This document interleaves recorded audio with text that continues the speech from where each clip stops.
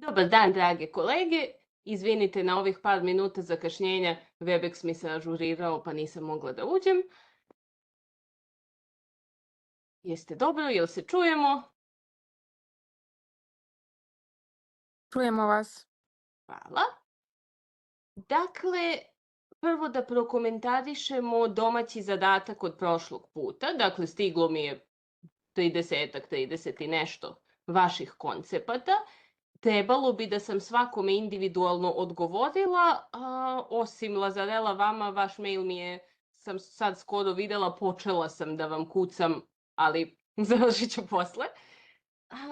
Dakle, većina vas je dobro uradila zadatak, nisam i za te male domaće neću davati ocene od 1 do 5, ja sebi notiram otprilike dobro, srednje, loše. Dakle, ako sam vam rekla sve je u redu ili sam dala neku eventualno malu primedbu, računajte da je to skroz pozitivno, ako sam dala neku srednju količinu sugestija, računajte da je to srednji rezultat, svega je par ljudi bilo kojima sam rekla da su omašili temu, to računajte da nije uspešno urađeno, ali dakle, ništa ne može negativno da utiče na vašu ocenu, samo ono što ste pozitivno uradili može da utiče pozitivno i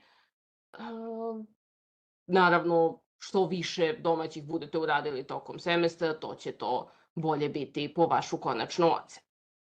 Nekoliko stvari samo koje sam primetila kao česte greške, pa da još jednom ponovim i zbog vas prisutnih i zbog onih koji će posle gledati snimak.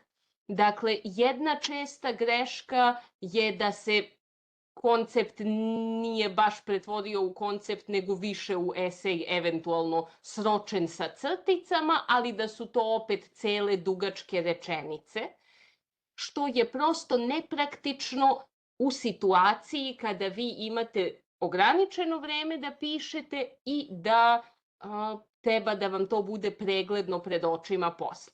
Dakle, naravno da ako vi samo treba da sažmete neki tekst, da rezimirate, imaćemo i to jednom kao zadatak, tada pišete normalan tekst i cele rečenice. Ali ovde prvo na ispitu možete imati par minuta po pitanju da napišete, drugo to treba da vam bude efikasan podsjetnik, da kad bacite pogled, vidite šta su vam glavne stavke, gde ste beše stali ako je profesor recimo postavio pod pitanje pa ste otišli u neku digresiju i onda on kaže dobro nastavite i vi jao gde sam beše bio pre ovoga, da bacite pogled u pregledne tezice, a ne u jedan kontinuirano ispisani tekst. To je jedna strana. Neki su opet možda malo previše otišli na drugu stranu i stavljali vrlo, vrlo šture tezice sa po reč dve. Sada samo da se ogradim. To može da bude dovoljno ako vi dobro znate materiju. Ako kad stavite jednu, dve reči, vi tačno znate ceo pasus ili odeljak gradiva na koji se to odnosi, to je za vaše potrebe dovoljno. Dakle, vi ćete na kraju krajeva sami biti najbolji sudija da li je to dovoljno da vas podseti, ali to ipak računam kada tu materiju naučite, kada spremite za čas. Za ispit, izvinjavam se. A sad ovako dok ste u fazi učenja, ako pišete bilo za zadatak, bilo sami sebi, ako vam deluje da vam je to dobra vežba da pišete koncepte za ispitna pitanja, nije zgodek da ipak stavite malo duže po koju frazu i pazite, bilo da je fraza, bilo da je jedna reč, da se ona odnosi na nešto konkretno. Dakle, da znate tačno na šta vas poziva, a ne samo da kažete, recimo, neko je imao u valjda Dušanovom zakoniku ili u nekom od izvora tezicu značaj. To jeste, ako vi tačno znate šta tu treba da kažete, to može da bude dovoljno, ali ako stojite sa time osrednje i sad, treba da pričam o značaju toga i vi treba da smišljate zašto je to značajno, bolje je da kažete značaj crtica, pa ispišete par ključnih reči zašto je značajno, ili čak i preskočite reč značaj, ali napišete, ne znam, ako su to povelje, prvi pisani dokument. To je ujedno i njihov značaj. ili često korišćeno u praksi. To je njihov značaj. Dakle, prosto dajte sebi konkretne informacije, a ne samo apstraktno, sad ovde treba govoriti o širokoj kategoriji. Isto tako kad smo uzeli povelje, a dosta vas je uzelo povelje, pretpostavljam jer je relativno kraća lekcija, ali i lepa je. Dakle, vi biste mogli tehnički, ako dobro znate koje su vrste povelja, da napišete sebi samo vrste ili podela. Prosto kao znak, ovde pričaju o podeli na te i te vrste. Ali ako niste baš ultra tesni sa vremenom, nije zgodeg napisati tu podelu, samo napisati manastirske, vlasteoske, gradske, pa sad da li imate vremena za više detalja, to je drugo, da ne bude u trenutku vi samo stavili podela i kažete manastirske, vlasteoske i jao koje behu ono treće.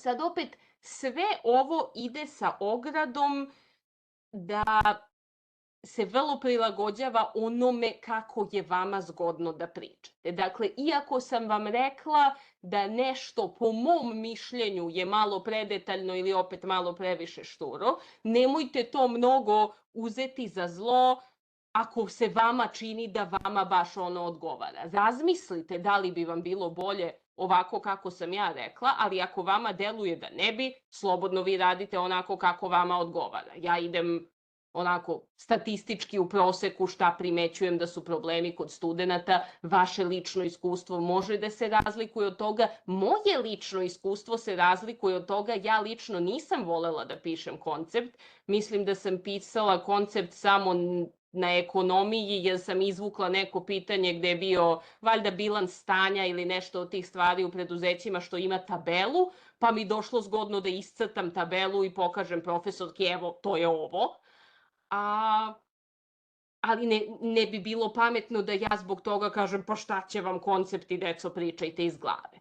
Koncepti realno mnogim ljudima koriste, samo da bi vam koristili treba da naučite da ih pišete tako da vi lično imate koristi od toga. Prema tome ja vam dajem neke opšte savete, vi ih razmotrite, pa onda vidite šta vam od toga odgovara. E sad, ako sam vas negde činjenično ispravila, da ste propustili neki stvarno bitan podatak ili da ste nešto pogrešno napisali, to uzmite kao činjeničnu ispravku i to je to. Naravno, vi sad koncepte primarno pišete sa namerom da ih koristite na ispitu kad se spremate da odgovarate, ali prosto da znate ta veština da se spremite po stavkama. Radili to na papiru, na kompjuterskom ekranu ili u glavi će vam koristiti i u buduće kad budete imali bilo kakvo javno izlaganje. Pa sad, da li ćete biti advokat koji treba da izlaže odbranu na sudu ili naučnik koji izlaže na nekoj konferenciji ili imate u kojoj god funkciji neko prigodno obraćanje, na kraju krajeva držite govor na svadbi ili tako nešto, nije zgodeg da imate neki mali podsetnik ili barem da u glavi imate jasno definisane stavke šta je sve bitno da kažete, da tome možete bilo mentalno, bilo pogledavši na papirić, na ekran telefona, na šta god hoćete, brzo da se vratite, da proverite jeste beše rekli sve bitno, šta vam je još ostalo na redu i slično.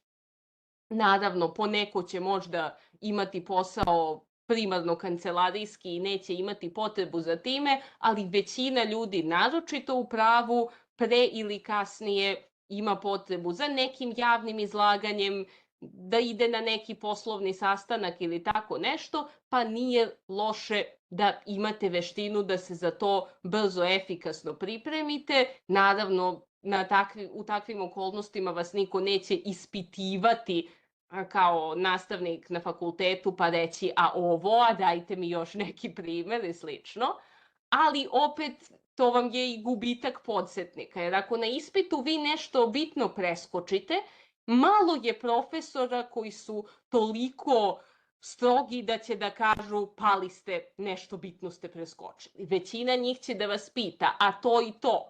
Ili barem da kaže, a ima tu još nešto, vi ste rekli 3 stvari, a postoji 4, pa ćete vi malo da razmislite pa da se setite. Ali u nekoj budućoj poslovnoj situaciji neće biti nikoga da vam postavi pod pitanje i nemojte prosto posle da se lupate u glavu, jao što ne rekoh još i ono, a razmišljao sam o tome juče, može da bude prošao voz. Ima li neko nekih pitanja vezano za ovaj zadatak, za koncepte uopšte?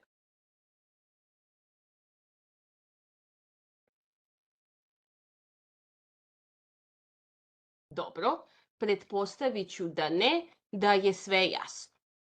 Onda da razjasnim još jednu stvar vezano za zadatke na vežbama, pošto mi je nekoliko ljudi već slalo pitanja vezano za ono što će vršiti funkciju vašeg prvog kolokvijuma, to je za pisani zadatak, a i za odgovaranje usmeno, pa samo još jednom to da pojasnimo, pošto su se neka ista pitanja ponavljala.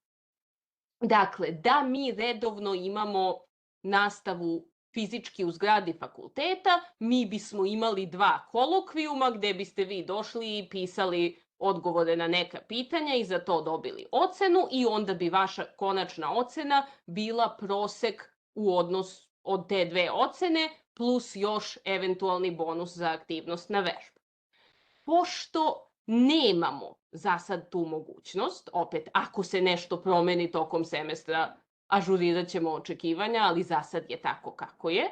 Meni je ideja bila da jedno bude pisani rad kod kuće, neki esej seminarski, nešto što ćete mi poslati elektronski, što će naročito biti zgodnije onima koji nemaju trenutno boravište u Beogradu, da ne moraju 2 puta da dolaze, a jednom što računam da će biti pri kraju semestra, ali može biti bilo kada, da dođete da rezimiramo usmenim jednim odgovaranjem koje će podsećati na odgovaranje na ispitu. Mogli bismo naravno i pisano, ali računam da će većina ljudi da dođe pri kraju semestra, pa ako odgovarate usmeno kod mene u kabinetu, neko priča 5-10 minuta i oslobodio je mesto za nekoga drugog, a ako biste seli da pišete, ja tamo imam mesta za 4-5 i onda sva mesta su zauzeta i zauzeta su narednih 45 minuta do sat vremena, a neko mora da čeka. Prosto mislim da je u tom smislu usmeno efikasnije,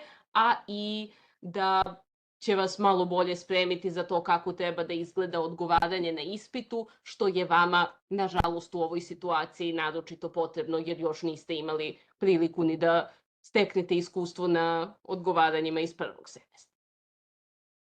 Dakle, ovaj prvi rad, ako neko pretenduje samo na neku nižu prolaznu ocenu do 3, može da se subsumira ovim domaćima koje radite, dakle ne morate da pišete ništa dodatno preko toga.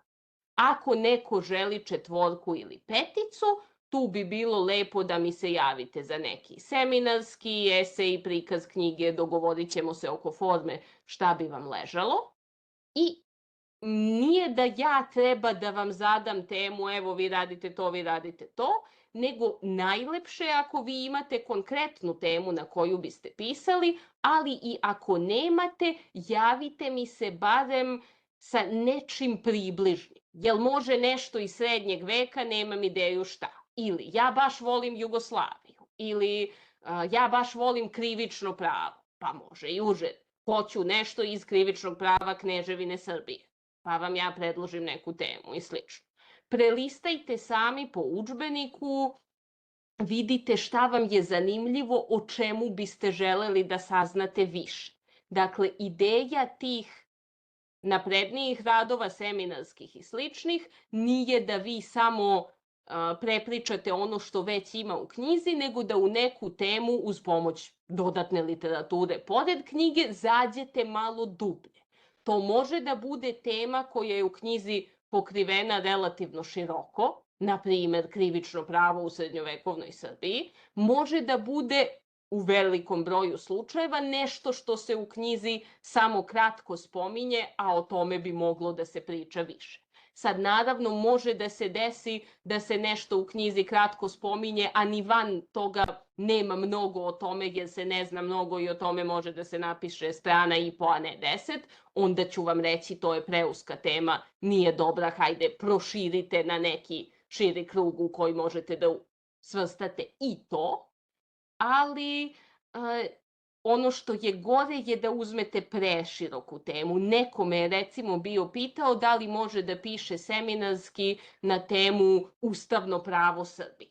To je čitava velika oblast, o tome su pisane obimne knjige i o tome već u udžbeniku ima dovoljno da se otprilike popuni jedan obim seminarskog. Dakle, vi biste mogli, ako ćete da pišete prosečan seminarski, a ne sad da napišete 100 strana, što niko od vas ne traži, mogli biste da manje više prepričate to iz udžbenika uz po neki kozmetički dodatak iz drugih izvora, onda to nije to. Niste prokopali u dubinu, saznali zaista više o nekoj temi.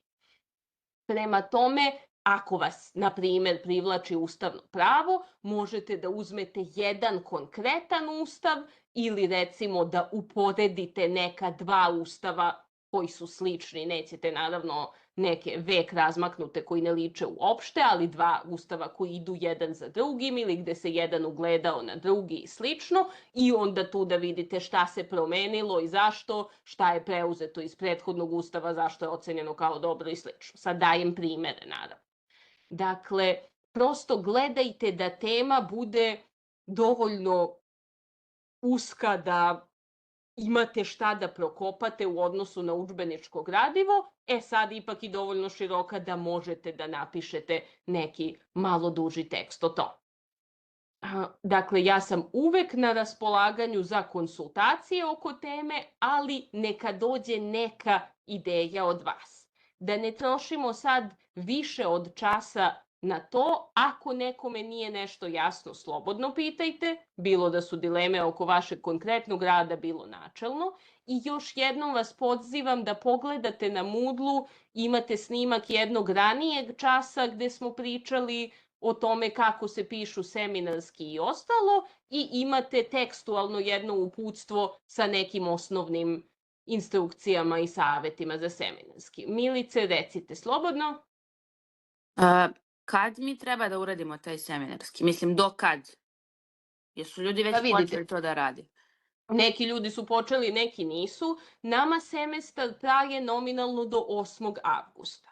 Dakle, tad bi bilo lepo da ja imam na osnovu čega vama da zaključim ocene. Dakle, bilo bi lepo da je taj rad dotad već završen i ocenjen. Da li ćemo imati odbrane ili ne, to je fleksibilno, ali moram barem da sam ga pročitala. Ako imam nekih većih zamerki, da sam imala vremena da vam ih iznesem, da vi ispravite, doterate, pa da mi pošaljete novu verziju i tako. Dakle, bilo bi lepo, recimo, negde u narednih mesec dana, do oko, recimo, 20. jula da mi pošaljete, jer sad, ako mi gomila vas 5. avgusta pošalje radove, ja treba ipak da stignem to sve da iščitam, da pošaljem komentare, a ne samo da bacim pogled i kažem, aha, dobro, ovo mi deluje otprilike za 4, prosto to bi bilo neodgovorno, ne volim to da radim, ali nemojte ni onda vi da me zaspete u poslednjim danima za sve to. I sad, izuzetno, ako nekome bude trebalo vremena da doradi rad, ja mogu da dozvolim i malo duže, pa u krajnjoj liniji prosto morate da imate upisanu ocenu pre ispita kad ga polažete, a to kad ćemo polagati ispite je, nažalost, još uvek u vazduhu. Ali da sam dobila barem neku prvu verziju. Dakle, ako ste mi poslali radnu verziju, pa ja imam neke sugestije da se poboljša, a vi molite za još vremena za odlaganje, to može jer tu već imam otprilike predstavu sa čime raspolažemo. Ali nemojte da mi niste ništa poslali, a da molite da mi pošaljete 10. avgusta, prosto onda nemam na osnovu čega da verujem da će taj rezultat da bude, osim naravno ako su neke ekstremne okolnosti, ako je neko ozbiljno bolestan i slično, u takvim situacijama uvek možemo da se dogovorimo, ali pričam za ovo redom. E sad, još jedna stvar koju treba da imate na umu, dakle, htela sam utoliko da vam olakšam i ovo odgovaranje na kolokvijumu, ovo što ćete doći usmeno da odgovarate. Dakle, to možete bilo kad imam konsultacije, proverite samo, mislim kad se vi spremite, naravno, računam da će to biti bliže kraju semestra, proverite samo da nisam stavila neko obaveštenje da nisam tu ili da sam tu u drugo vreme tog dana. Ako nema ničega, znači tu sam. Ali za potrebe kolokvijuma, ne i ispita, samo tog kolokvijuma, vi se oslobađate onog dela, one oblasti iz koje ste radili pisani rad.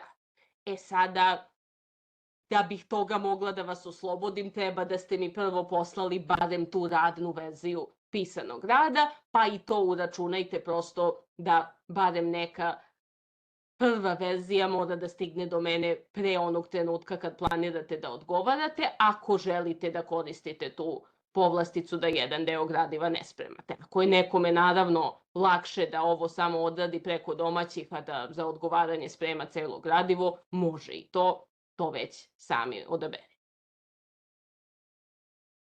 Ima li još nekih pitanja?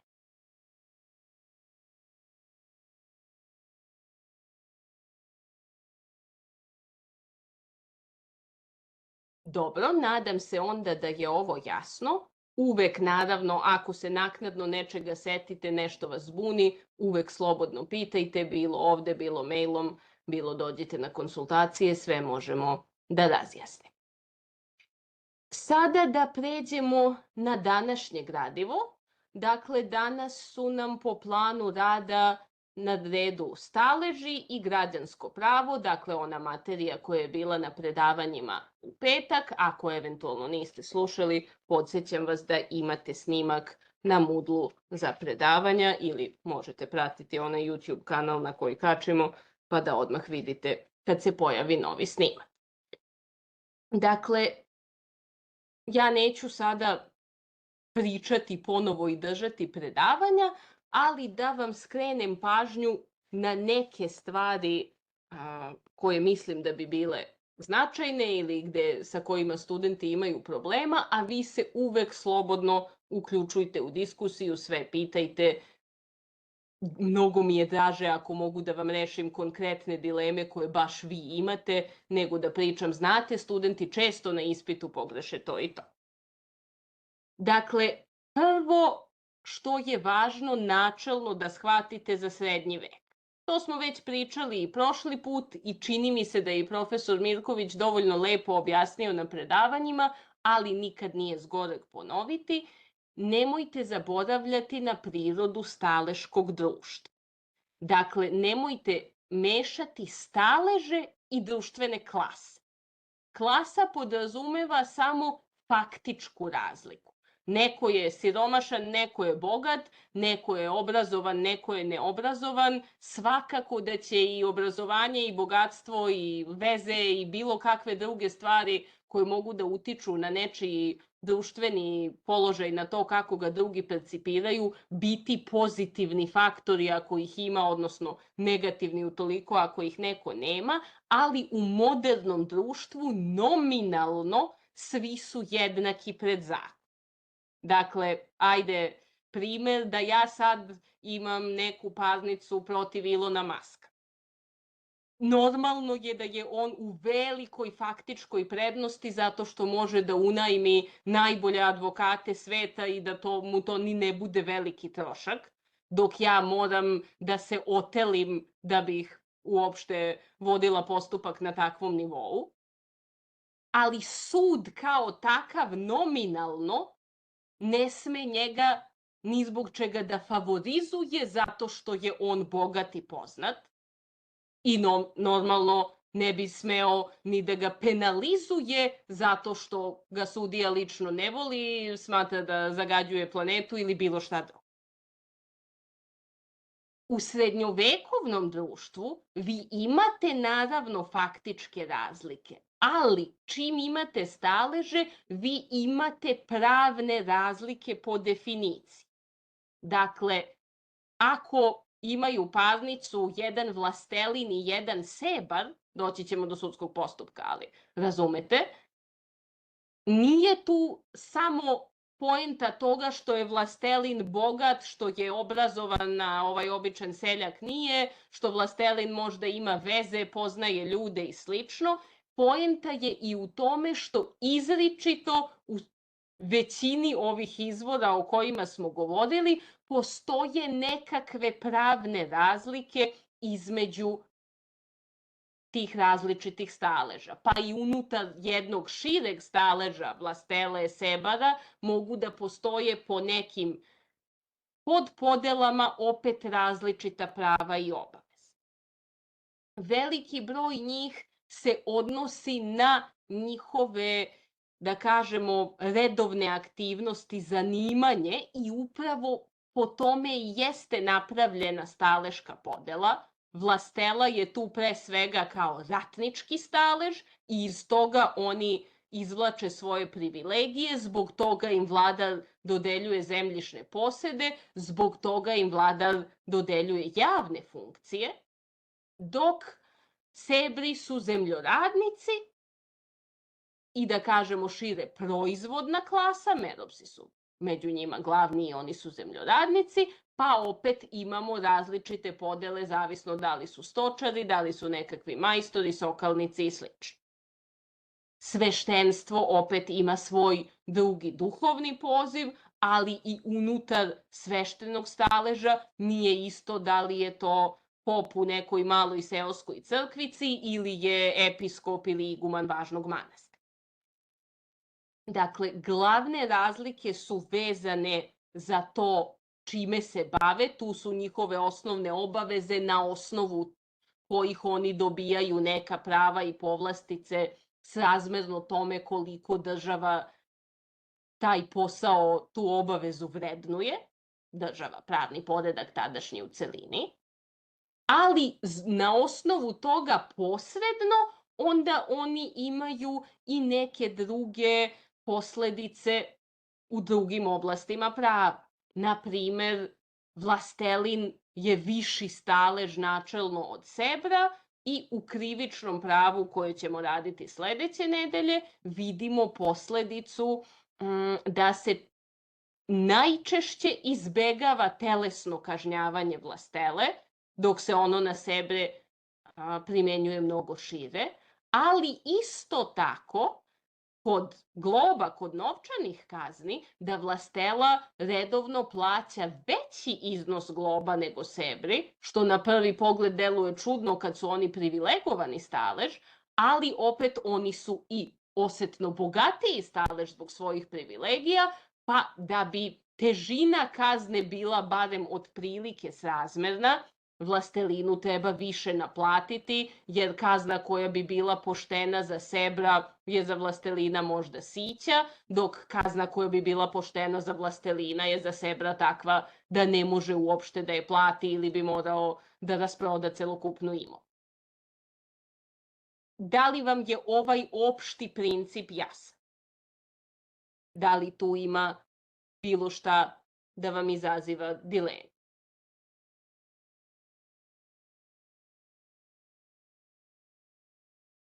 Dobro.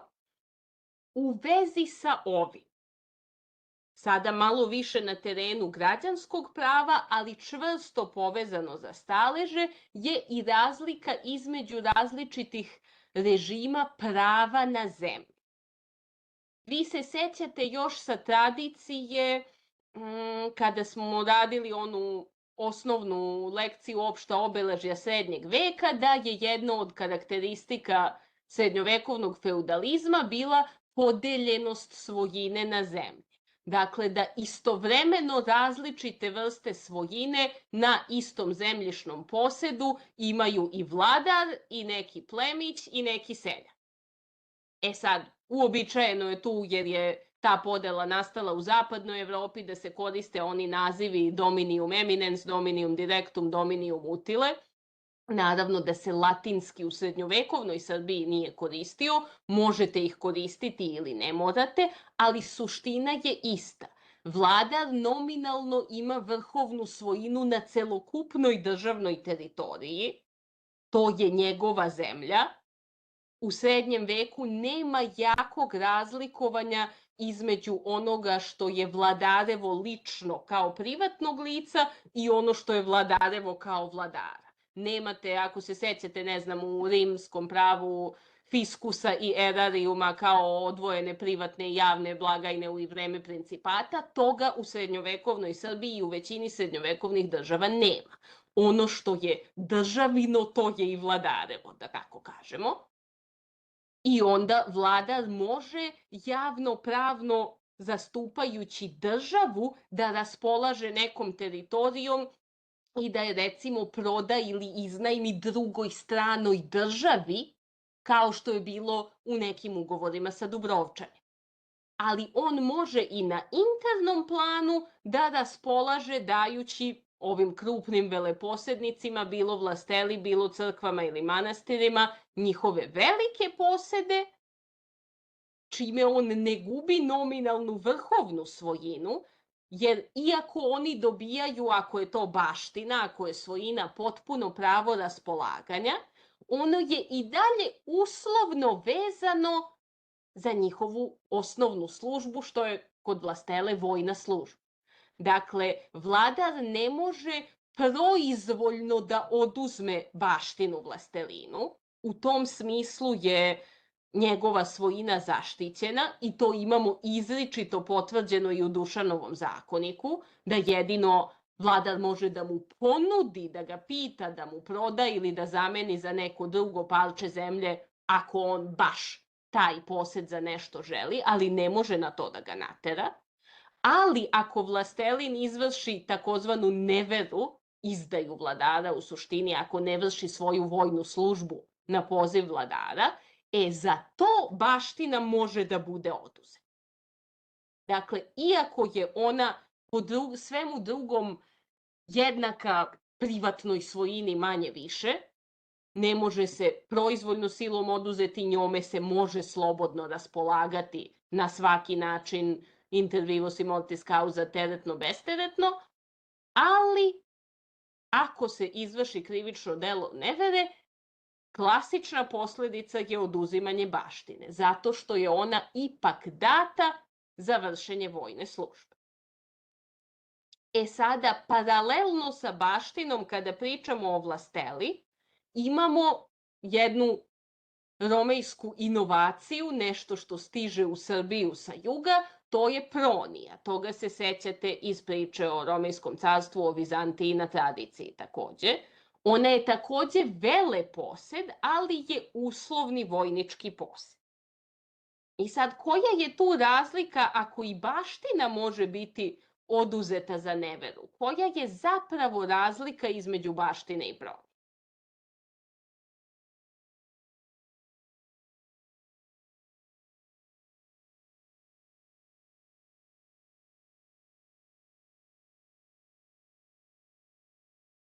Razlika je u tome što se pronijom ne može raspolagati ni inter vivos ni mortis causa nominal.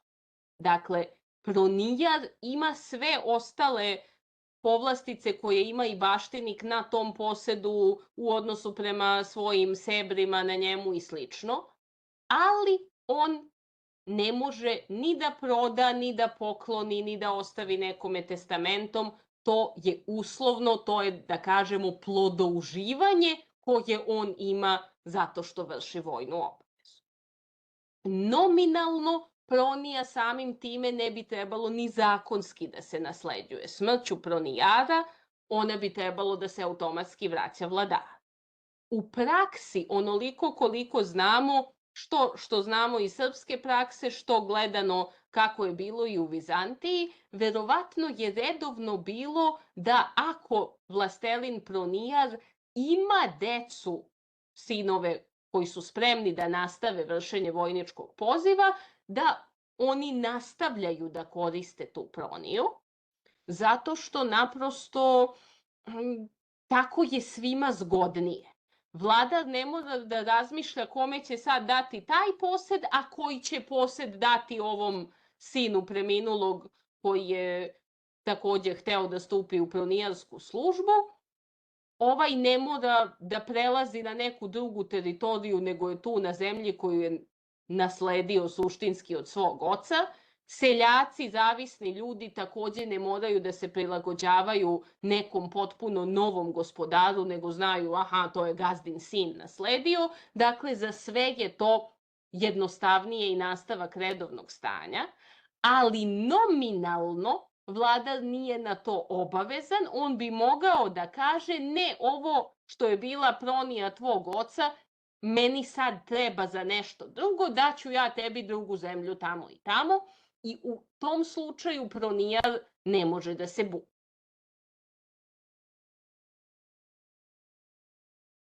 Pored toga, kada pričamo o takozvanoj povlašćenoj baštini ili proniji, dakle o svim tim veleposedima, bili vlasteoski ili manastirski, ne treba da zaboravljamo ona javna ovlašćenja koja uz njih idu, takozvane imunitete. Jel zna neko možda koji to behu imuniteti?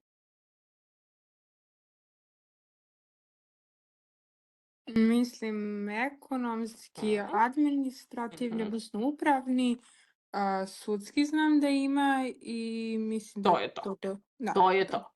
Dakle, imunitet nemojte shvatiti ni u diplomatskom ni u medicinskom smislu. Imunitet u tom kontekstu je stanje bez nekih obaveza koje bi se za sebe podrazumevale, ali podrazumeva i određene privilegije. Dakle, ekonomski imunitet vlastele i manastira znači da su oni oslobođeni od raznih davanja koja bi običan čovek dugovao vladaru, i često imate u poveljama da se oslobađa od određenih dažbina titular, s tim što često to jesu dažbine koje su dužni da daju sebri koji žive na tim posedima. To ne znači oslobađanje za njih, ali to znači da te dažbine koje daju sebri pripadaju samom vlastelinu, da on nije dužan da ih dalje prosledi vladaru. On inače to radi. Na primjer, soće, onaj osnovni porez, jedna perpera u novcu ili jedan kabao žita. Kabao nema veze sa kablovima današnjim, to je velika posuda u kojoj se stavljalo žito, to je negde 70 kilograma žita na godišnjem nivou. To je, dakle, seljaci trebalo uvek da daju svom gospodaru, a on dalje da prosledi vladaru. Tako načelno i sa drugim dažbinama koje su dažbine, s tim što nekad se daje privilegija samom veleposedniku da to zadržava za sebe. Administrativni ili upravni imunitet, dakle to su sinonimi, označava da vlastelin, uvek podrazumevamo može i manastir, ima pravo da sam vrši upravne poslove na svom posedu. Jedan od njih jeste i ovo prikupljanje poreza, ali to takođe znači da on održava red i mir. Nema dakle nikakve policije koju bi država slala da rastavlja tuče, da vrši istrage kad se nešto desi i slično. To sve radi sam vlastelin. Slično tome sudski imunitet znači da vlastelin sam sudi svojim ljudima, uz neke izuzetke, najteža obično krivična dela o kojima ćemo govoriti sledeće nedelje. Dakle, te stvari su za vlastelina ujedno i pravo i obaveza. Dok je ekonomski imunitet po sebi čista prednost, upravni i sudski su spoj prava i obaveza. Da, svakako je lepo što neće neko sa strane, neko koga bi car poslao da dolazi da zavodi red na njegovom imanju, da sudi njegovim ljudima, nego on sam to može, ali to ujedno znači i da on sam to mora i mogu biti negativne posledice ako on tu svoju funkciju ne obavlja kako treba. To je takođe za državu olakšavanje posla, jer ona ne mora da ima raširen, razgranat državni aparat koji će plaćati kao što ima moderna država, nego to prosto prenosi zajedno sa posedima, zajedno sa privilegijama na te veleposede. Je li ovo za sad jasno? Sada, kada pričamo o sebrima, pre svega o medopsima, zemljoradnicima koji imaju klasičan sedelački način života, pa to slično važi i za ostale zanatlije i druge kategorije, pa čak po Dušanovom zakoniku i za otroke koji su nešto slično robovima ako oni obrađuju zemlju. Oni imaju posede koji se takođe nazivaju baština i to nemojte ni u kom trenutku izgubiti iz vida. Dakle, iako su seljaci vezani za zemlju, što vidimo u poveljama već od Stefana Nemanje i sasvim izričito u Dušanovom zakoniku, dakle, oni ne mogu tek tako da pređu na zemlju nekog drugog veleposednika, oni ipak imaju svojinu na toj zemlji i mogu njome raspolagati, samo što su u svemu ograničeni teretom koji uz tu svojinu ide, odnosno njihovim obavezama. Kao što vlastelin mora da vrši vojnu službu, tako oni moraju da obrađuju zemlju ili ako su neka vrsta zanatlija, onda imaju mnogo manje tih zemljoradničkih obaveza, znate, a njihova osnovna obaveza je ona koji je njihov zanat, ako je kovač da kuje i tako dalje, ali opet ima i nešto zemljoradnje, jer je zemljoradnja osnova privrede. Da ne bi vlastelin ostao bez ruku koje će obrađivati zemlju, jer opet setimo se svaki meropah, osim što obrađuje svoj deo i daje neke male dažbine, kao glavnu obavezu ima radnu obavezu rabote za vlastelina, što je otprilike 1/3 radnog vremena, 2 dana nedeljno, nedelja je neradni dan. Dakle, zbog toga meropah ne može kao da nema tu obavezu da raspolaže i da kaže poklonit ću, prodaću, ovo me ne zanima me da li će on preuzeti tu obavezu ili čak ostavit ću, odreći ću se te svojine i otići ću negde.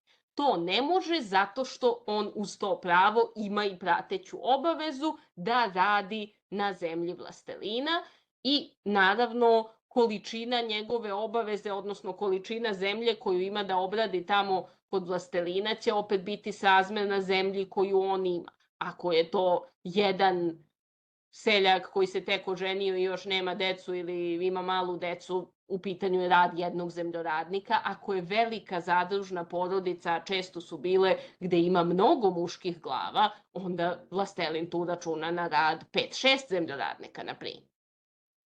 I ne bi mogao, recimo, taj koji ima 6 aktivnih zemljoradnika u kući da proda posed nekome ko je jedan jedini sa malom decom, zato što taj ne bi mogao da preuzme te obaveze.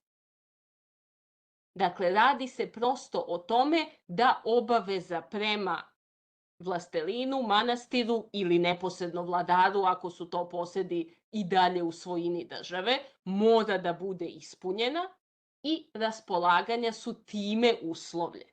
Dakle, nije čak reč o tome, po svemu sudeći, da vlastelin mora da odobri ličnost konkretnog kupca, recimo, nije njemu sad mnogo bitno, osim ako ima nekih vrlo očiglednih mana, koji sad neki, ne znam, traženi kriminalac, poznati pijanac i slično, ali to su izuzeci.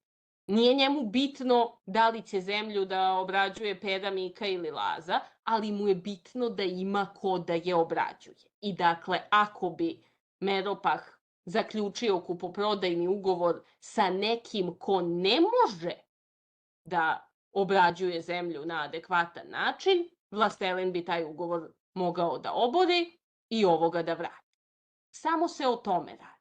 Dakle, moraju biti ispunjene osnovne obaveze tog staleža, što je u ovom slučaju primarno zemljoradnja.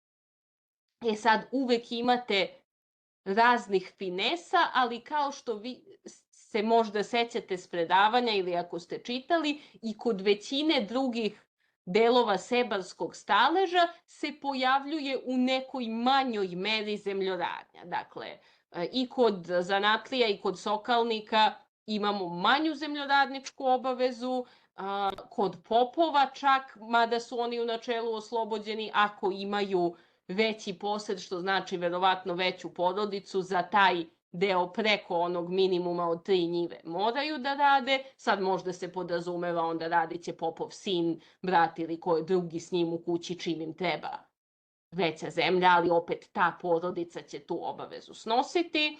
Otroci se često koriste za zemljoradnju, naročito sigurno na manastirskim posedima gde ne bi bilo baš prigodno da monasi imaju nekakvu kućnu poslugu. Kod vlastela je to razumljivo, ali u manastiru ne. Dakle, zašto će drugo gospodare da ih upotrebe pa da obrađuju zemlju? Zato Dušanov zakonik kaže, ako oni sede u selu sa meropsima i obrađuju zemlju, tako i da drže zemlju, tako i da dobijaju baštinu. I onda ti otroci, iako su nominalno u svojini svojih gospodara, ako imaju dodeljen zemljoradnički status, njihov položaj je faktički vrlo blizu položaju meropa. Da li je ovo za sad jasno? Ima li nekih pitanja? Da pogledamo još jednom onu povelju despota Stefana koju smo na prošlom času gledali. Najavila sam vam da ćemo pogledati neke građansko-pravne momente u njoj, naravno u ovom srpskom tekstu, mislim modernom srpskom, sve je srpski, ali u ovom koji možete da razumete. Da li se vidi na ovoj veličini ili treba da vam zoomiram? Ne znam koliko vas je na računarima, koliko na telefonima, nije mi teško da zoomiram, samo recite.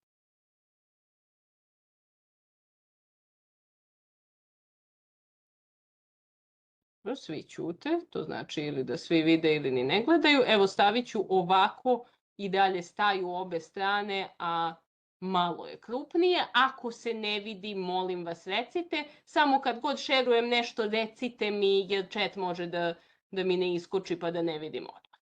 Mislim, recite mi usmeno. Dakle, ovu povelju smo prošli put analizirali u smislu strukture povelje, gledali smo pretežno o protokol i eshatokol, pričali smo o religijskim elementima, o verskoj sankciji i slično. A sada da vidimo šta se zapravo u povelji dešava. Dakle, spomenu carstvu mi kaže despot Stefan, zanimljivo, on nije car, rekli bismo, a koristi ovo carstvu mi, ali to je takođe despotska titula, ima, sećate se, rang carski, drugi ispod, ali spada u carska zvanja, tako da on i dalje može da se titulira kao carstvo mi, kao što je i Dušan. Spomenu gospođa i majka mi da despotica Kira Evpraksija traži od carstva mi da svoje duše radi priloži jedno selo Hilandar. Ta despotica Kira Evpraksija, ona je sada monahinja, dakle ona nema svoju imovinu. Ovde je reč o tome da neki inače vlastelin, vlastelinka, svejedno, želi da priloži nešto kao zadužbinu manastiru, to nije nešto u čemu bi morao da posreduje vladar. Sad ja ovo analiziram jer mi vi u online modu niste mnogo aktivni, izvinite, pa računam da će ovako biti efikasnije za sve. Ako neko nešto želi da doda, molim vas, samo neću svaki čas da pitam, pa pravim 10 sekundi pauzu pa niko ne odgovara. Ako neko ima ideju, ako hoće nešto da kaže, slobodno. Dakle, da je to raspolaganje svetovnog lica, pa kogod staleža pritom, da je to i sebar koji ima mnogo manje raspolaganja, ali hoće nešto da priloži crkvi za svoju dušu, mogao bi bez bilo čijeg odobrenja.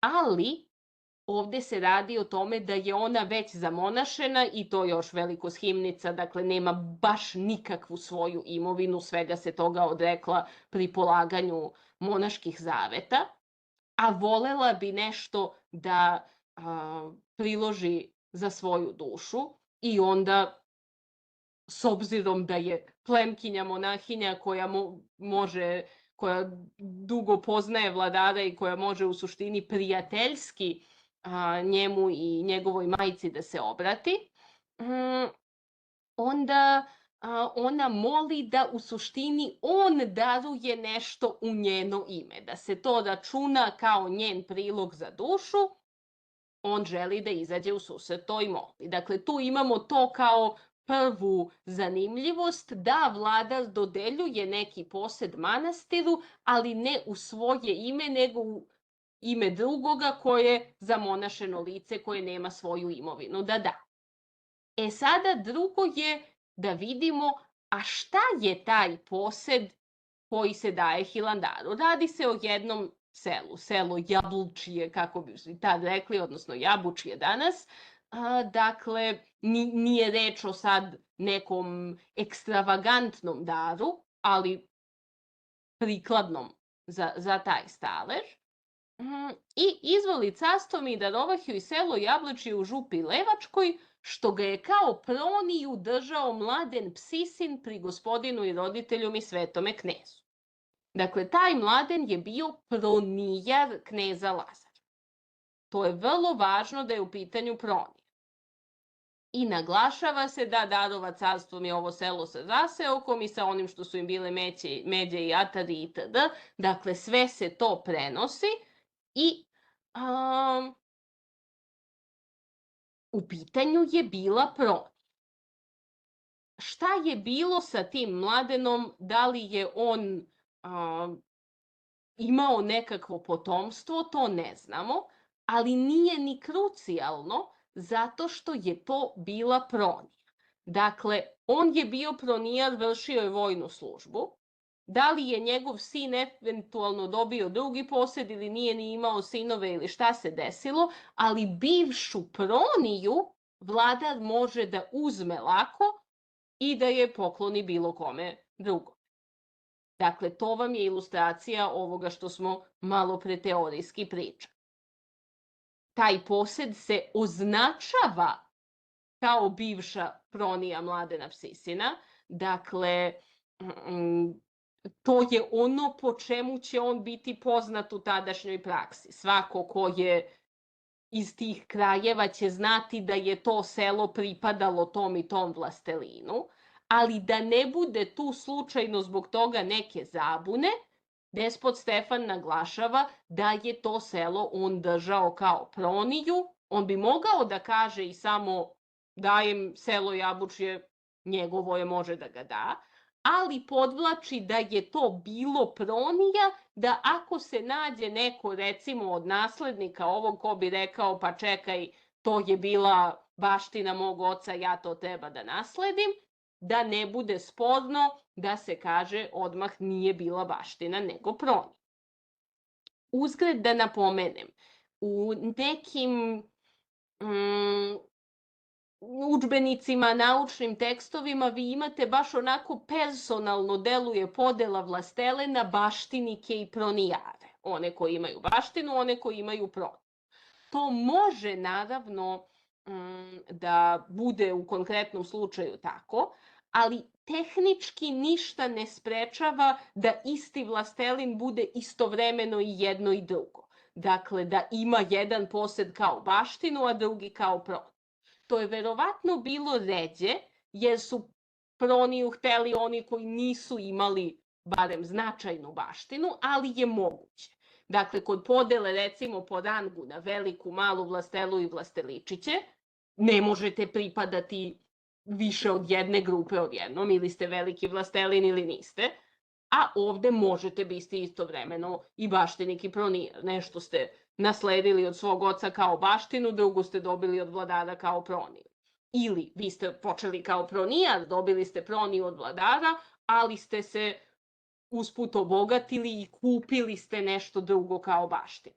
Dakle, tu nema nikakvih pravnih prepreka. Sada da vidimo taman još jedan termin koji se ovde pojavljuje. Kaže, i tako darovaju joj carstvo mi ta sela da ih ima kao svoju baštinu ili kupljenicu, pa da ih priloži Hilandaru. Šta je ta kupljenica? Kupljenica je posed koji je kupljen. Ova razlika između baštine i kupljenice nije od velikog pravnog značaja. I jedan i drugi posed je u suštini baština. Dakle, baština je u smislu da je svojina, da se njime može raspolagati. Ali ovde se upućuje primera radi na dva najčešća načina sticanja, a to su nasleđivanje i kupovina. Dakle, da može time raspolagati kao da je sama to nasledila od roditelja, što bi bila baština, ili kao da je sama to svojim novcem kupila, što bi bila kupljenica. Pominje se nekad u nekim drugim poveljama isto tako egzempli kauza i prikija, to jest miraz, nešto što je dobijeno u miraz pri zaključenju braka, ili se pominje nešto što je dobijeno na poklon, gde se isto često koristi grčki izraz harisano. Ali dakle, sve to ne znači da ima nekog strogog pravnog razlikovanja između toga kako si ti to stekao, nego naprotiv da su sve to načini kojima se stiče svojina.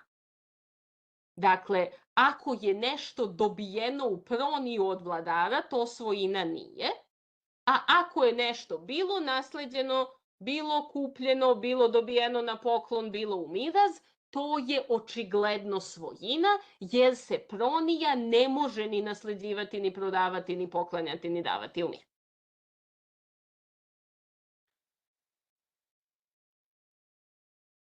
Je li ovo sada jasno?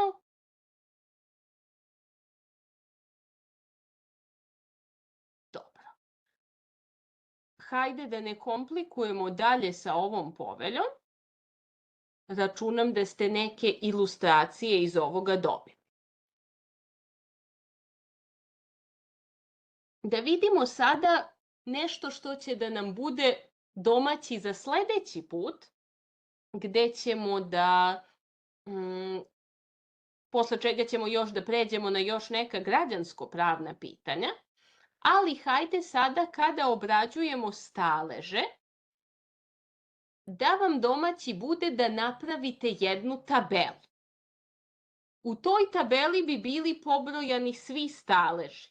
I ja vam iskreno preporučujem da ne idete samo na vlastela, sveštenstvo, sebri, trodeobu, jer ima velikih razlika, naročito unutar sebarskog staleža, nego svakoga da podelite. Dakle, vlastela, velika, mala vlasteličići, sebri, meropsi, vlasi i tako dalje. Kod sveštenstva jedno su crkve i manastiri kao veleposednici i crkveni velikodostojnici, drugo su oni seoski popovi koji vam se i pominju i u kontekstu sebara u udžbeniku. I za svaki od tih staleža da u tabeli istaknete, da kažemo, 2,5 kategorije. Jedno su njihove obaveze, šta oni moraju da rade, pa kod povlašćenih staleža će to biti samo pre svega obaveze prema državi, kod sebara će to biti šire, možete odvojiti obaveze prema državi od onoga što je zapravo njima glavno obaveza prema njihovom neposrednom gospodaru. I ima ona mala sekcija obaveza prema crkvi. Drugo, šta su njihova prava ili povlastice, dakle šta oni kao pripadnici tog staleža imaju što drugi možda nemaju. Opet, tu ćete razumljivo kod povlašćenih staleža imati mnogo više da pišete nego kod sebara. I negde će razlike biti veoma male. I ostavite i treću kolonu gde možete reći, recimo, druge relevantne informacije. Ja načelno kada su društvena pitanja posredi, kad se prave tako neke tabele, volim tu kolonu otprilike i ostalo. Nećete kod svakog staleža imati tu šta da upišete, nemojte nužno lupati glavu, ali mislim da ćete kod nekih da nađete nešto što nisu strogo gledano ni prava ni obaveze, ali što vam je relevantno za razumevanje tog staleža, da upišete. Opet, kako ćete to raditi, na volju vam je, možete raditi u Excelu koji je predviđen za tabele, možete, ako njega ne koristite ili vam je lakše prosto u Wordu napraviti bilo iscrtanu tabelicu, bilo onako samo nekoliko kolona odvojenih tabovima, možete naravno napisati na papiru pa mi slikati. Za sad sam se svima snašla sa rukopisima koji su mi slali tako da nije bilo problema. Pa opet prokomentarisat ćemo tu tabelu sledeći put, jer mislim da će ona da vam pomogne. Ona naravno sada obuhvata nešto što je više ispitnih pitanja, dakle nije u pitanju samo koncept u formi tabele, mada vi možete za konkretno pitanje izvučete, eto, pitanje Vlastela, izvučete pitanje Meropsi, ako želite možete koncept napraviti u formi dela te tabele, dakle prosto izdvojiti njihova prava, obaveze i ostalo. Ali mislim da će vam dosta značiti da tako tabelarno prikažete za shvatanje toga kako izgleda jedno staleško društvo, prosto kad vidite prvo ono što će biti najuočljivije, diskrepancu između toga koliko prava negde imate, a koliko kod nekih drugih pretežu obaveze, a drugo i da vidite finese u razlikama između ovih malih slojeva u istom šire staležu, dakle između različitih vrsta vlastele, vrsta sebara i tako da. I tu bih vam posavetovala da kada čitate ne koristite samo ove lekcije, kada pravite tabelu, ne koristite samo lekcije posvećene tom staležu konkretno, nego da se malo osvrnete i na ove lekcije pre i posle. Po nešto se pominje na oba mesta, ali ponegde ćete imati i u onome što smo radili prošli put i u ovoj materiji koju ćete taman da spremate za sledeći čas, krivično pravo i sudski postupak. Imaćete još primera, na primer, ko učestvuje na saboru, ko ne, kako se za neko krivično delo kažnjavali Vlastela, a kako Sebri i slično. Dakle, prosto da probamo na jedan pregledan način da vidimo razlike između njihovih prava i obaveza. Opet, unutar svake kućice tabele možete pisati crtice, kratke stavke, ne morate mi pisati celo izlaganje. Možete ako je vama lično lakše, ali mislim da nema potrebe, prosto obaveze Vlastele, cak, cak, cak, po crticama ili pobrojano te i te obaveze. Ne morate pitati. Glavna i najvažnija obaveza Vlastele bila je njihova vojna obaveza. Pored toga imali su dovoljno je po stavkama, kratko da nabrojite, bit će svima jasno. Ima li nekih pitanja vezano za ovaj zadatak?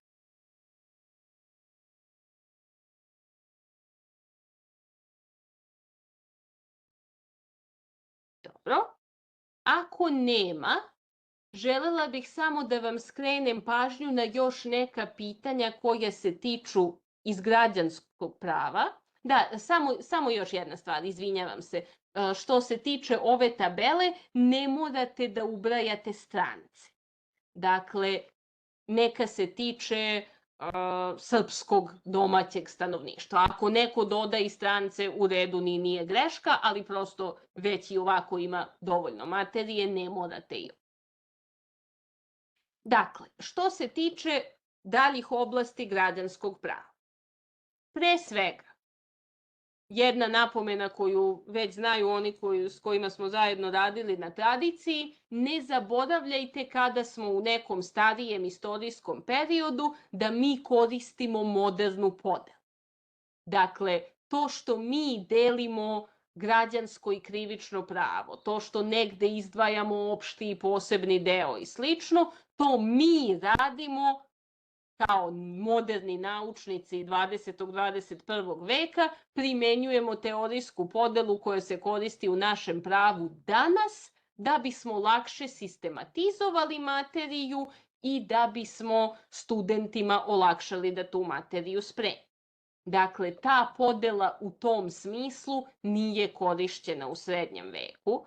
Možemo reći da s obzirom na količinu recipiranih romejskih izvora, neka razlika između građanskog i krivičnog prava se jeste osjećala, ali opet ne zaboravite da je i u rimskom pravu dosta ovoga što mi danas smatramo podelama iz rimskog prava zapravo plod rada pandektista mnogo kasnije. Rimljani su voleli praksu, veliku teoriju, podele, definicije i slično su radili kasniji naučnici koji su proučavali rimsko pravo. Imate kod ponekog rimskog, na primjer, pre svega kod Gaja, nešto da kažemo teorije i definicija, ali uglavnom je kod rimskih pravnika bilo praktična pitanja, rešavanje slučajeva i slično, a cela ova teorija je stigla kasnije. Samim time isto važi i za srednji vek. Ove podele koje pravimo mi da bi i nama i vama bilo lakše. Samim time i terminologija koja vam zvuči veoma moderno, najčešće jeste moderna i primenjena prosto da vama pomogne. Recimo, u udžbeniku ova prva lekcija položaj lica u pravnom poretku govori o fizičkim i pravnim licima, o pravnoj i poslovnoj sposobnosti, to koristimo modernu terminologiju. Reč lice se doduše jeste koristila u srednjem veku, ali uglavnom ne za osobu, nego za neki predmet o kojem se radi. To ćemo naročito u krivičnom pravu i sudskom postupku sledeći put raditi. Kada se vodi spor oko neke stvari, neka stvar je nestala, pa neko recimo nađe lice kod nekoga drugog, ne misli se neku osobu u tom smislu lice, nego nađe tu stvar o kojoj se radi, oko koje je spor ili koja je bila ukradena i slično, pa je to dokaz, jedan od mogućih dokaza da je možda taj ukrao i slično, što je kod njega stvar nađena. I u tom smislu se pojavljuje izraz obličenije, koji znači hvatanje na delu, zaticanje nekoga dok vrši krivično delo. Ali ovo u smislu fizičko i pravno lice, to je moderna terminologija, izraz pravno lice se nije koristio, izraz fizičko lice se nije koristio, govorilo se o ljudima prosto načelno, prosto ko uradi to i to, pa to važi za bilo koga, ili ako je nešto staleški specifično, onda ako vlastelin to i to, meropah mora to i to, dakle, misli se na pripadnike određenog staleža. U pogledu pravne i poslovne sposobnosti, dakle, isto mi nemamo apstraktne norme o tome, po nešto malo u sintagmi, ali ne na način na koji bi bilo u današnjem pravu, ali vidimo prosto da se govori o pravima i sasvim male dece, pa je čak recipirana i ona fikcija o nasciturusu, dakle pravna sposobnost se stiče rođenjem, a opet poslovna sposobnost se sigurno sticala punoletstvom. Sad, da li je to bila recipirana romejska norma koja je imala fiksni broj godina ili se u praksi gledalo još individualno da li je neka mlada osoba dovoljno zrela, to ne možemo zasigurno znati. I isto tako, iako nije bio apstraktni pojam pravnog lica, postojale su pre svega crkve i manastiri kao ustanove koje su imale pravni subjektivitet i koje su imale ono što bismo danas nazvali odgovorno lice u pravnom licu, dakle igumana, na primjer, koji zastupa manastir. O stvarnom pravu smo već najviše pričali. Tu je ključni pojam baštine, razlika između slobodne i potčinjene, opet to su termini, to slobodna i potčinjena baština ili povlašćena, nepovlašćena, to je iskonstruisano naknadno da bismo lako razumeli razliku između s jedne strane vlasteoske i manastirske baštine, sa druge strane sebarske baštine, ali ti moderni termini se koriste da opišu nešto što je realno u srednjem veku postoje. Tu imate i priču o različitim načinima sticanja svojine, koja je opet zasnovana na tome kako su oni koncipirani u rimskom pravu i kasnijoj pravnoj nauci, ali opet većina toga opisuje stvari koje su normalno prisutne u manje više svakom pravnom poretku, samo možda ne postoje još apstraktni termini da se nešto nazove. To ne bi trebalo da vam pravi problem. Što se tiče obligacionog prava, tu vam je opet data definicija obligacije u udžbeniku, da vas to ne buni ako vam se još rimsko pravo nije sleglo, i ta lekcija se bavi nekim od najčešćih ugovora.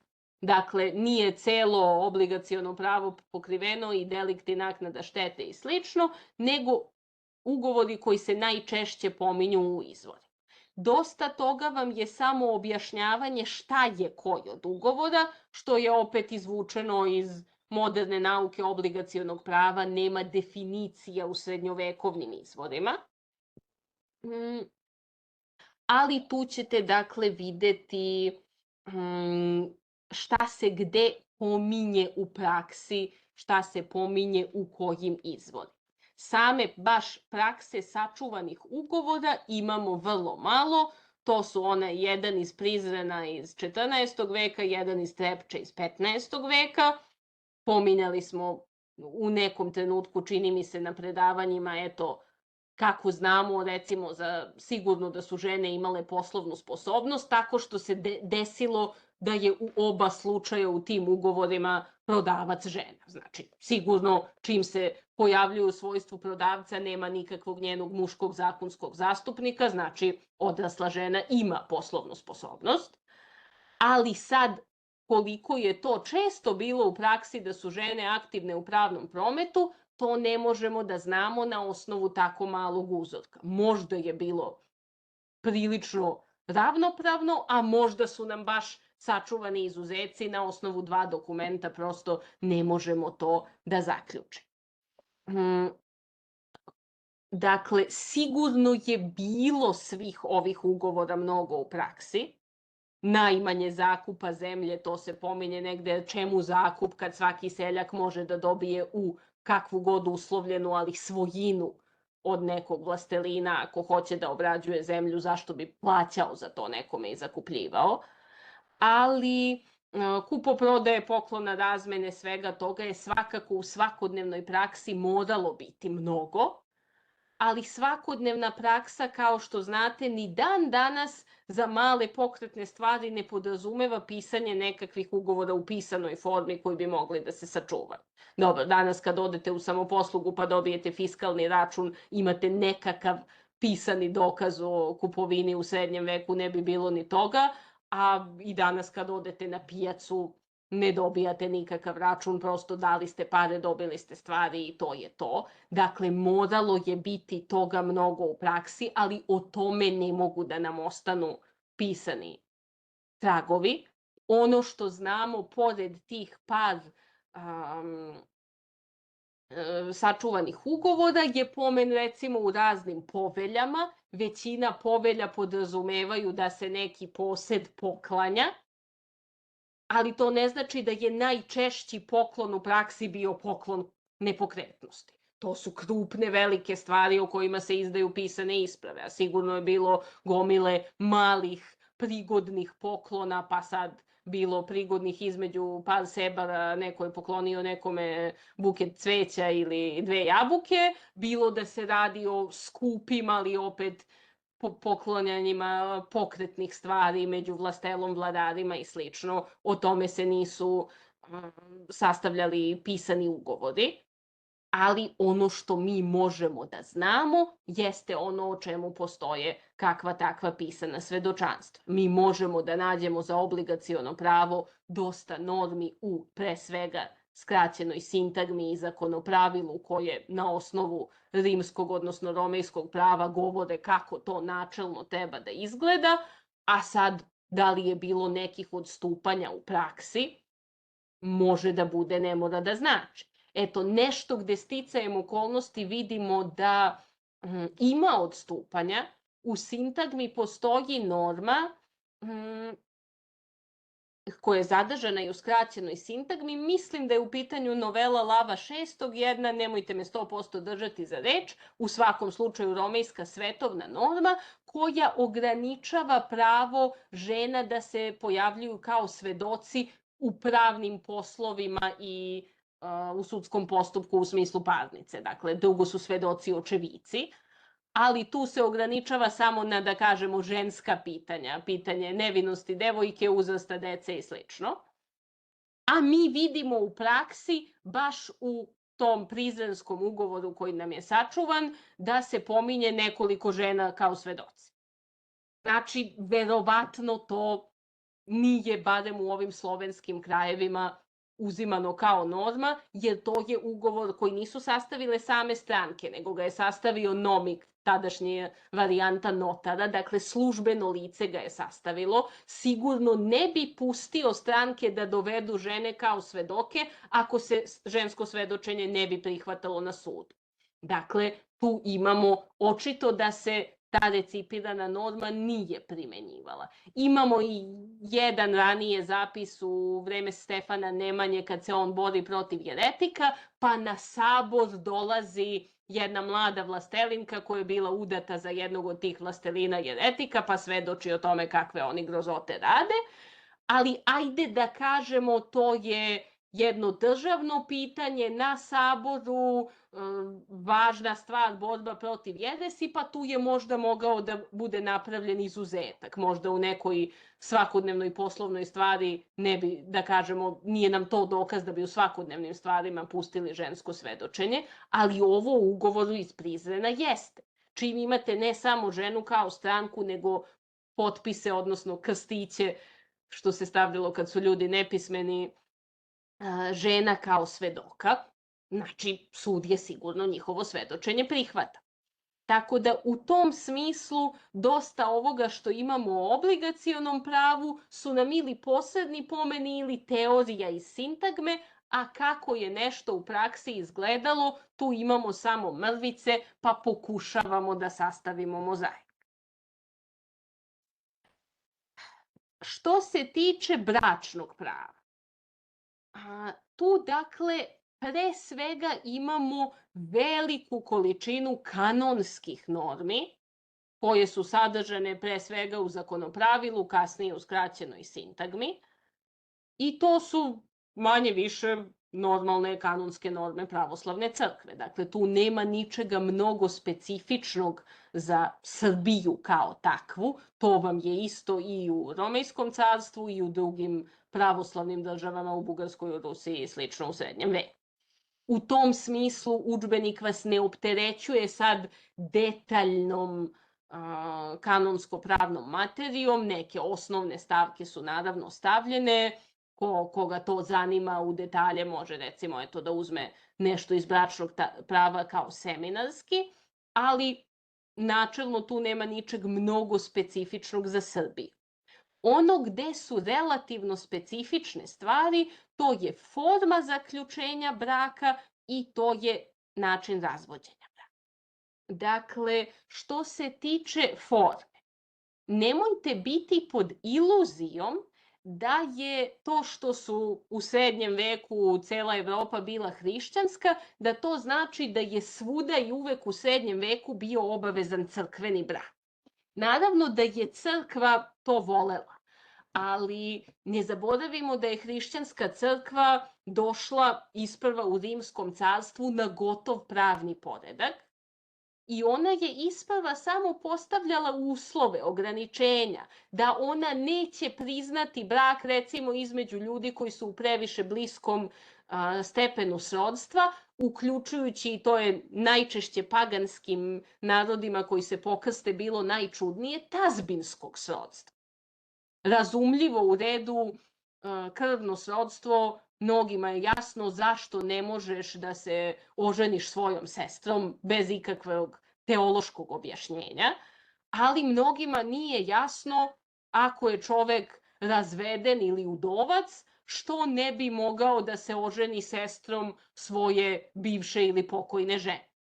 Šta više, u nekim pravima su postojali upravo takvi običaji, sećate se iz tradicije levirata ili sororata, da u slučaju smrti jednog od supružnika, da njegov brat ili njena sestra treba da stupe u brak sa udovcem ili udovicom, da bi se održala tazbinska veza između dve porodice. I sad, u mnogim narodima koji se pokrštavaju bude nejasno zašto ta zabrana braka sa tazbinskim srodnicima, i sad sam otišla u drugu temu, a ne u formu braka, izvinjavam se, ali hajde da obe teme pokrijemo. Što se tiče tog tazbinskog, baš imamo u Žičkim poveljama globu za brak sa svatvicom, kako tad kažu, neki prevode svastika konkretno, dakle ženina sestra, ali pošto je svatstvo uopšte bilo to tazbinsko srodstvo, možda bi se to moglo tumačiti i šire kao zabrana muškarcu da se oženi bilo kakvom tazbinskom srodnicom, što postoji u kanonskom pravu, ali tu država pripomaže, znači bilo je toga u praksi, to se kršilo, pa pored duhovnih sankcija koje crkva propisuje, država uleće da pomogne sa jednom imovinskom kaznom, globom, koja se u tom slučaju plaća. Sad da se vratimo samo na formu zaključenja braka. Dakle, hrišćanska crkva prvo u Rimskom carstvu, pored tih uslova koje dodatne postavlja, ona prihvata građansku rimsku formu zaključenja braka. I dosta kasnije u raznim državama se dolazi do toga da brak u crkvi, crkveno venčanje postane obavezno. Dakle, mi vidimo tu početkom 13. veka u vreme Save i Stefana Prvovenčanog da Sveti Sava venčava parove koji su živeli po crkvenom shvatanju nevenčani. Dakle, to je možda prvi talas insistiranja na crkvenom braku u Srbiji. U Vizantiji je to bilo već nešto ranije.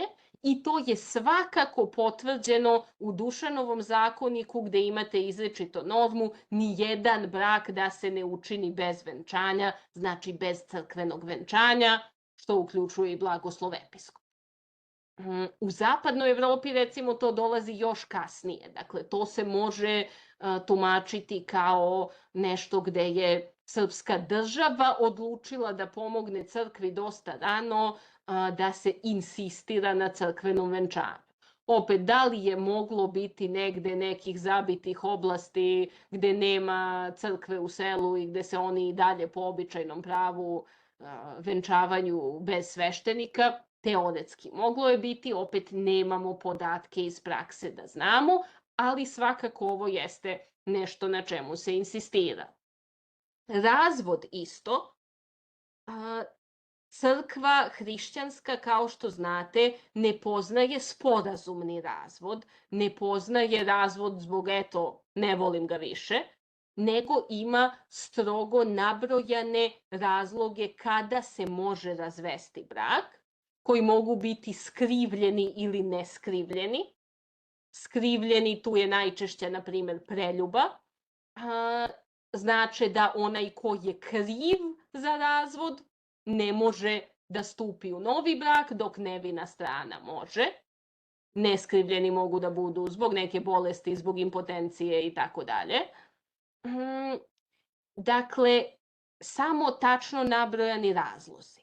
Opet, kod većine naroda po običajnom pravu tako nečega nije bilo. Brak je bio jedan ugovor, važan ugovor svakako, koji se ne tiče samo pojedinaca koji se venčavaju, nego i njihovih porodica, gde se često pitaju, bilo da formalno moraju ili ne, faktički se pitaju i roditelji supružnika, naročito ako su ovi mladi, ako im je to prvi brak i slično.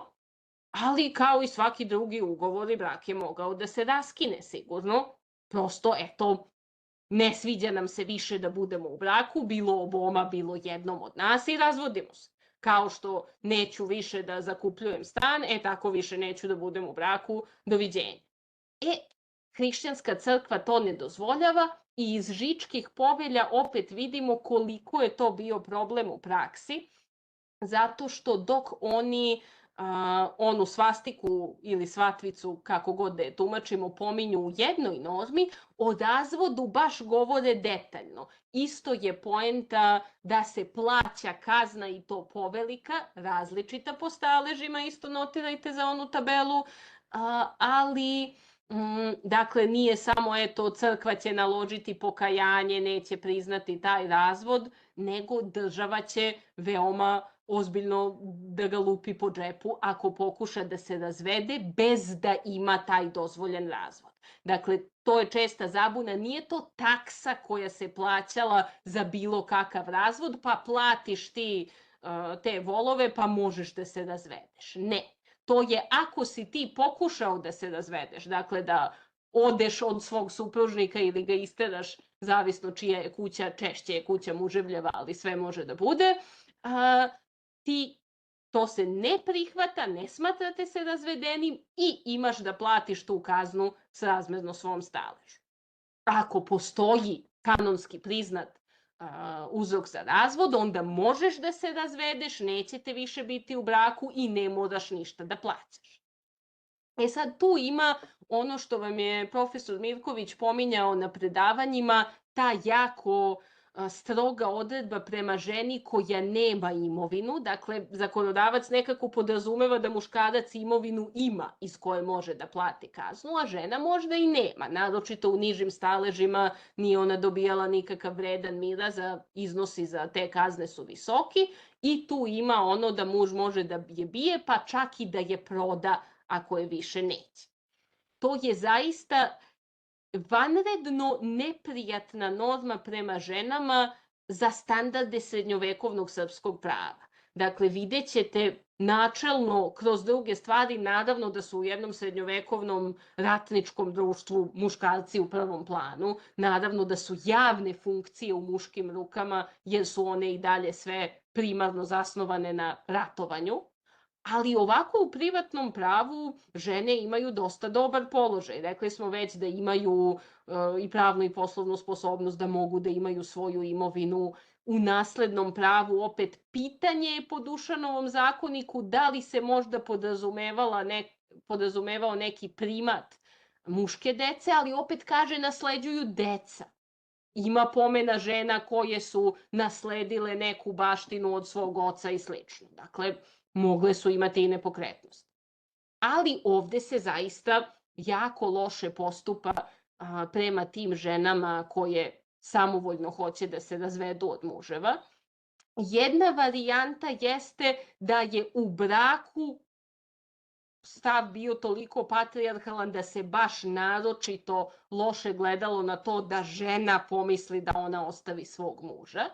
Druga varijanta možda jeste da je to, opet ovo je teorija, ne možemo da znamo, ali da je to možda bila posledica načelno nemogućnosti plaćanja globe za bilo koga. Da se samo ovde podvlači zato što je češće da žena nema imovinu nego muškarac, što jeste opet faktički i tekako razlika.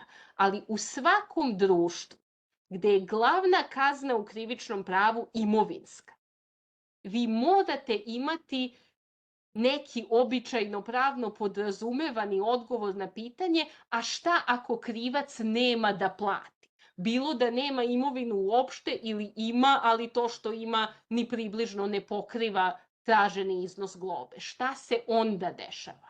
I sad uporedno u pravima gde znamo, imamo različite odgovore, pa sve do ako nemaš da platiš ide smrtna kazna. To sigurno nije bilo u srpskom pravu koje nema smrtnu kaznu dok ona ne dođe iz Vizantije. ali često uporedno posledica jeste neka vrsta dužničkog ropstva. Bilo da je ono zauvek, bilo da je dok se ne odradi taj iznos. Tako da je moguće da je tako nešto bilo i u srpskom pravu, ako nemaš da platiš kaznu, ode ti u otroke, pa sad da li zauvek ili ne, to takođe ne možemo znati. Što se tiče porodičnog prava i naslednog, tu ćemo vrlo kratko, jer tu ima manje komplikovanih stvari. Što se tiče porodičnog prava, imajte na umu da obe vrste porodice, i zadruga i inokosna, dakle ona nuklearna kao moderna, samo roditelji i deca, mogu da postoje u oba staleža. To je nešto gde se nekad greši, kažu vlastela je uvek živela u malim porodicama, seljaci uvek u zadrugama. Nije, to je prosek.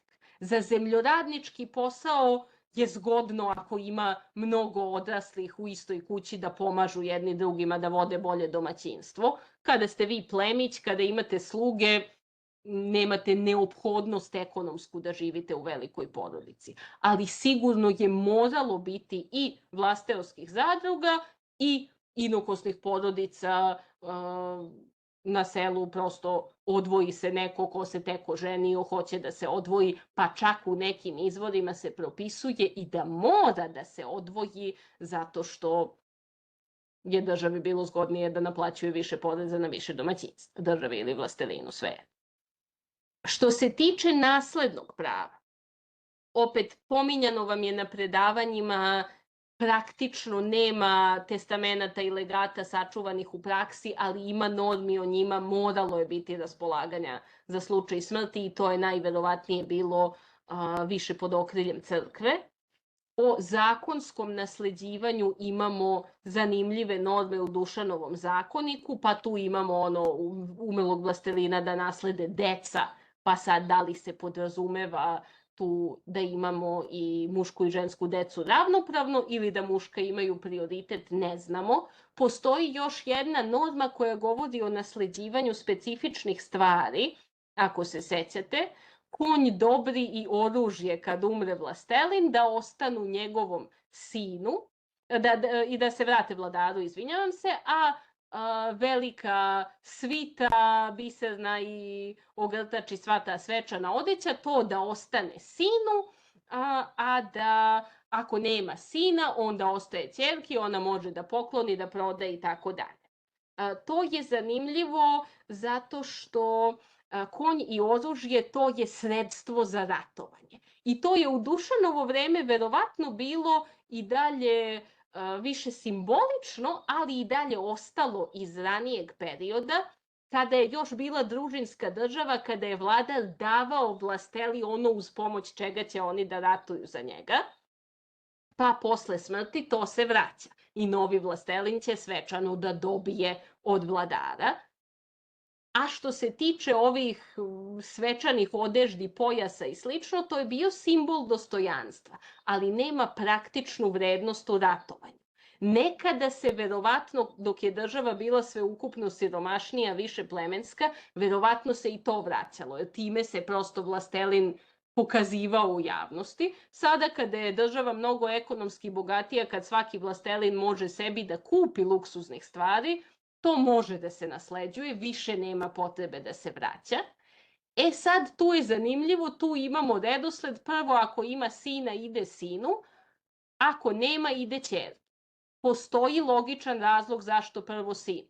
To su muške stvari, muška odeća, muški pojas, ćerka to neće lično da koristi, znači logično je da sin ima prednost. Sad ako nema sinova, eto ćerki, nositi neće, ali eto kaže može da proda, može da pokloni nekome, već šta hoće, njena ime. I neki autori pokušavaju iz toga da zaključe a šta je onda sa opštim zakonskim naslednim redom, ali ne možemo primeniti jednu nespornu logiku. Neki kažu, pa dobro, ovde je izričito stavljena prednost sinu, pa mora biti da se i za zemlju primenjivala prednost sinova, jer je zemlja vezana za vojnu službu, to vrši pre svega sin. To je logično. Ali opet, logično je i da kažemo, ali vidite tamo kod zlatnog pojasa i biserne svite se izričito kaže prvo sin, pa ako nema sina ćerka, ovde za imovinu načelno se samo kaže deca. Znači, moglo bi biti da je ono izuzetak, a da je opšte pravilo da deca nasleđuju ravnopravno. I u romejskim izvodima, još i u zakonopravilu i u sintagmi ide ono što je još od Justinijana nasledni red, da muški i ženski srodnici nasleđuju ravnopravno. Tako da opet kako je bilo u praksi, bez više izvoda iz prakse ne možemo da znamo, mi ćemo prihvatiti na ispitu koju god logiku da vi obrazložite, sve dok razumete i sve dok možete da obrazložite. Eto, to bi bila neka najvažnija pitanja u najkraće. Domaći smo rekli, da li vi imate još bilo kakvih pitanja? Ako nemate, hvala vam na pažnji. Vidimo se na predavanjima u petak i na vežbama sledeće nedelje. Doviđenja.